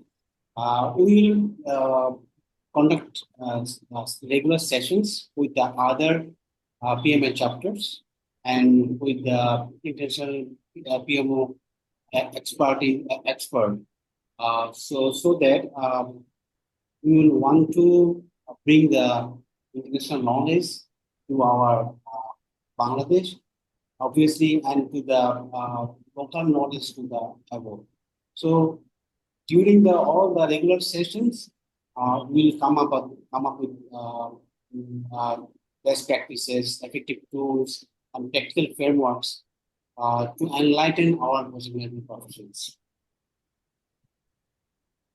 Thank you so much, Iqbal Bhai. One question from Shaukat Millat Nazmul Bhai, can we meet in monthly Zoom meet for any further issue? If you mean from PMO Forum point of view, we will let you know. Please stay tuned. If you are talking, if you're interested to talk with me, always welcome. I will put my LinkedIn profile in here in the chat. You can connect with me. Thank you. Let's go to the next question.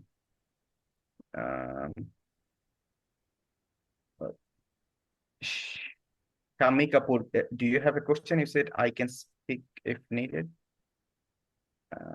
Okay, thank you all the speakers. Let me check. How is your project selection done?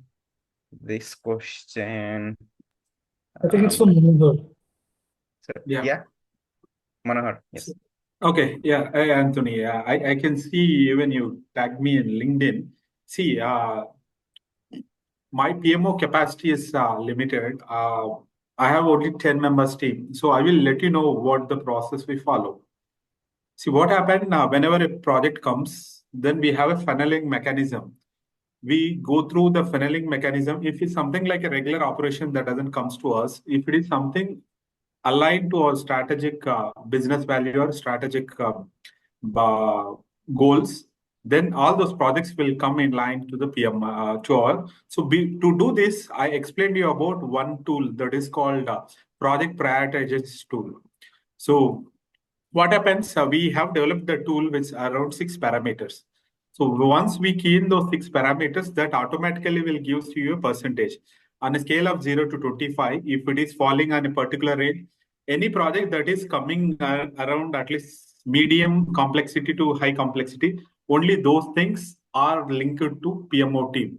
And while doing this tool, we will have a point-based system for 5 points that talks about is it linked to strategic objective of the organization or not.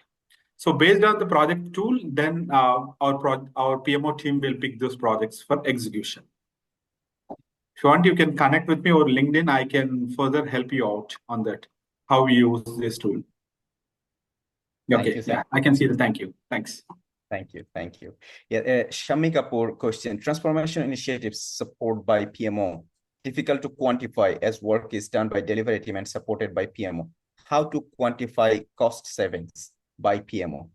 Who would like to take this question? Difficult to quantify work is done. See, that's exactly, one of the, so if you want, sorry, Karthik or Riful Bhai, if you want me to take, I can take it. Yeah. See, if you remember, everything you cannot quantify in terms of dollar savings or in terms of project savings. See, some projects like any cost saving projects, like I mentioned that our PMO team could able to reduce the time for delivery into the market by 5 months. So I could able to launch the project 5 months in advance. So whatever the 5 months savings that we could be able to get, rather than savings 5 months earlier, I can sell the product. So 5 months early sales, whatever I can do, that will be the savings from the PMO team. Similarly, sometimes like cost initiative projects or maybe some innovative projects, you might have worked on some of the cost saving initiatives. So you can work with your finance team and see how much cost savings that has been done on a year-on basis. And sometimes you don't need to look into this perspective of quantitative, like building a capability of your team. So you are at a capability of very low level of level 1, level 2. By end of a project or by end of a year, the capability of the team might have increased to L3 or L4. Even as a PMO, right, we need to measure our capability on year, where are we standing and what are the improvement areas we have to do. Sometimes you can quantify with dollar and sometimes you cannot quantify with dollar. Maybe in the skill set, our culture improvement, our relationship, our stakeholder improvement, or maybe the satisfaction score improvement within the projects. That is also one of the measure of the value. Hope I answered your question. Thank you, Manohar Bhai. Thank you for stepping up. Lakshmi asked this question. Hope the recording and presentation will be shared along with the PDO via email to us. So PDO's details will be shared for sure, but recording, it's the decision of Iqbal Bhai. I'm not sure yet. And also, you know, a speaker should agree. So we'll let you know later on. Thank you. From Emdadul Haq to everyone. So this was my first session attending a new member, and it was an incredibly motivating and valuable experience. I'm truly excited to be part of this community and look forward to applying the knowledge and insights I gained today. Thanks a lot, PMI Bangladesh Chapter. Thank you so much. Thank you. What was the other question? Was PMO from PM team? I did not understand this question. So I think that's all. I don't see any other questions. Does anybody have still any other questions? You can unmute yourself and ask question. We will take one more question if you have. Okay, here I have seen a question from our board of director, Sadat Kabir Bhai. His question is to Manohar, how a PMO address conflicts in terms of priority, the scope, etc. So in terms of address conflict in terms of? In terms of priority and scope. So in terms of priority, I already mentioned that I have a tool. Yeah, we have this. Everyone wanted the project to be handled by PMO team. So we have come up with the tool. So then internally we have agreed based on a particular score. If it crosses that score, we can take the project under PMO team. And it is very, and coming to scope, right? Obviously it's like a chicken and hen story. So before start of the project itself, you need to have a very strong documenting mechanism. Like ours is more of agile thing. It is more of a waterfall project. So we still have a very strong mechanism where I record all the stakeholders' expectations and scope and discuss thoroughly with our team and then agree. Then only I move to the next stage. This way I will ensure that all the stakeholders are aligned with the scope. And working with cross-functional team, always being a bigger challenge that again, it has every person has a different way of handling. I call my PMO team as generally project management office, but we call it as a panchayat management office. You know, the panchayat. Panchayat is something organizing or resolving the disputes between the teams. So that is the conflicts between the teams are inevitable, but you have to find your own ways how exactly you can resolve those issues. Thank you, Manohar Bhai. Any other questions? Good. Was anything sent to you?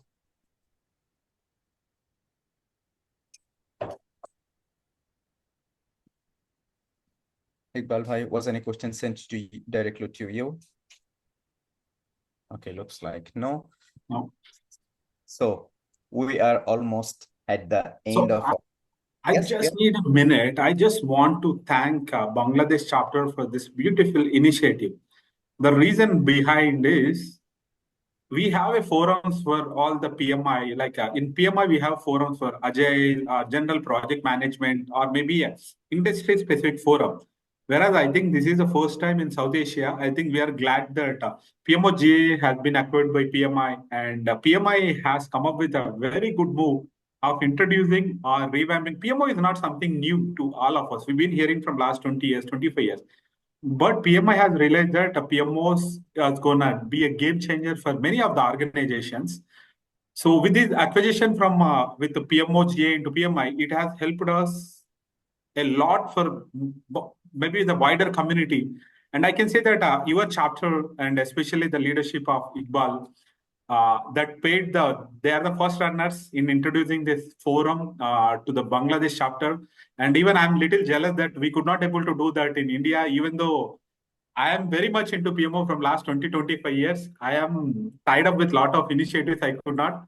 But many congratulations to Iqbal Bhai and also the complete team of Bangladesh chapter and the support that Karthik and Americo and Abhishek has been given to Bangladesh chapter. I wish you all the best and I wish you a continued success, Iqbal, to you and also your team. Great, such a fantastic event and one of it, and we have taken a lot of insights and soon we'll be launching a forum in Hyderabad city also. Thank you very much. Thanks for the opportunity to be part of this beautiful event and I'm glad to be here. Thank you very much. Thank you, Manhar. Thank you very much for your support, obviously, Arifa and Karthik. But yes, actually, when last year, when PMO GA and PMI merged, that time me and my board we were discussing about some initiative for the PMO. Okay, that time we discovered that why not go for a PMO forum, a common platform where all the PMO practitioners will share their experience. They can learn from this platform.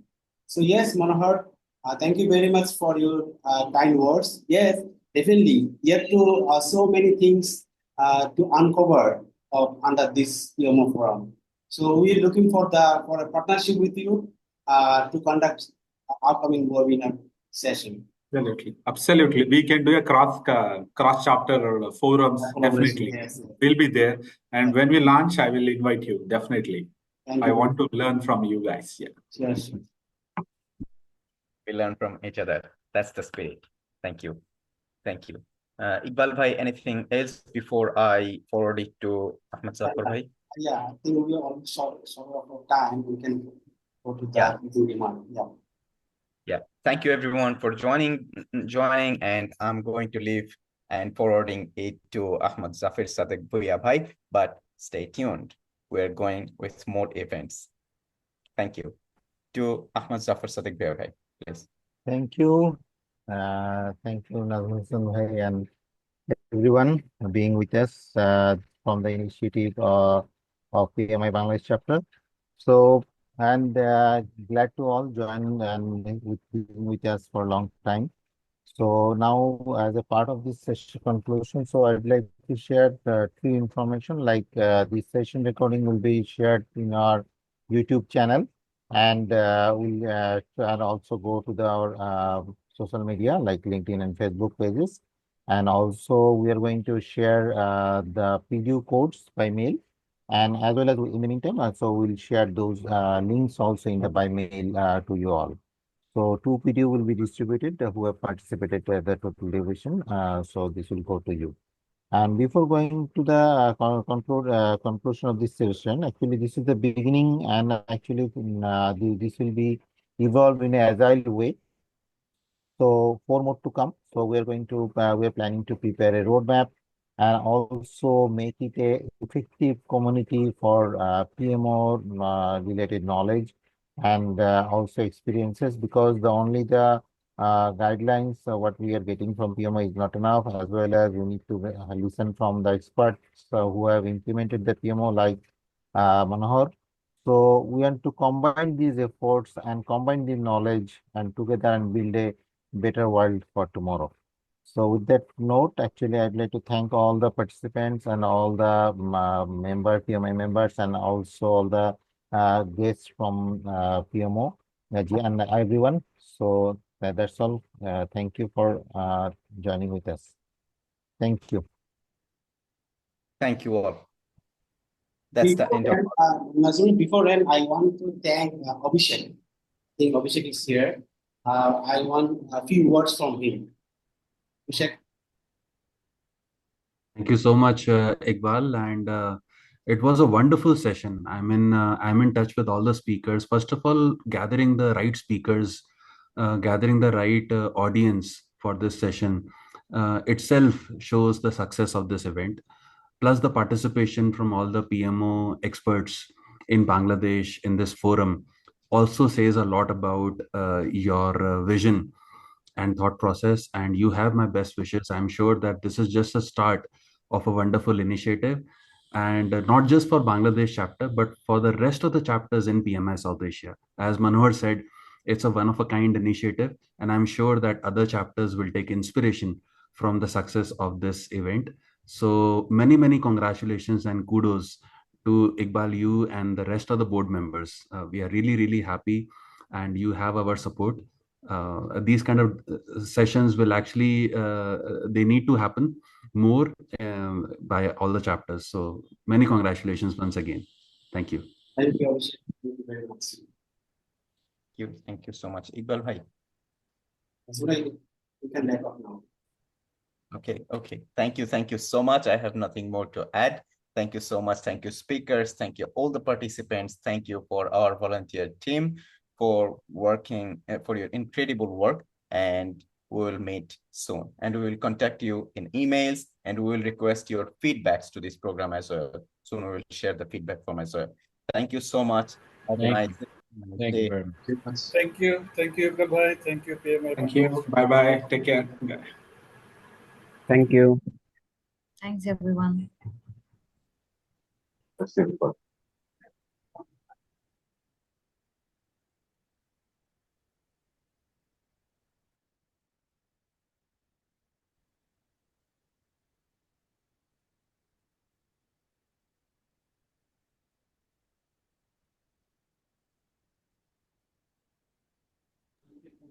Iqbal ভাই leave করলাম তাইলে Yes, thank you very much. Rahul bhai, for your support. Thank you ভাই আল্লাহ হাফেজ